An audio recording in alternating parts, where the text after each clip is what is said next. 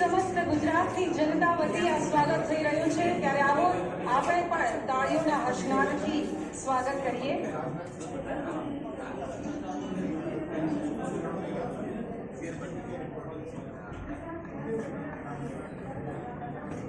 ધન્યવાદ.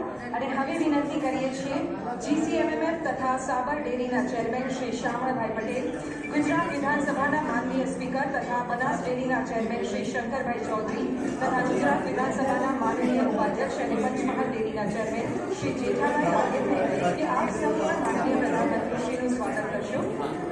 22મી જાન્યુઆરીએ માનનીય પ્રધાનમંત્રીશ્રીએ રામ મંદિરની પ્રાણ પ્રતિષ્ઠા કરી હતી અને આજે બરાબર 1 મહિના પછી 22મી ફેબ્રુઆરીએ GCMMFની સુવર્ણ જયંતિ છે, ત્યારે એક ખાસ ગોલ્ડ કોઈન બનાવવામાં આવ્યો છે, જેમાં એક તરફ શ્રી રામ મંદિર અને બીજી તરફ આપણા GCMMFના 50 વર્ષનો લોગો છે, પાઘડી, આ સ્મૃતિ ચિહ્ન અને સુવર્ણ સિક્કા દ્વારા વિશેષ રીતે આદરણીય પ્રધાનમંત્રીશ્રીનું સ્વાગત.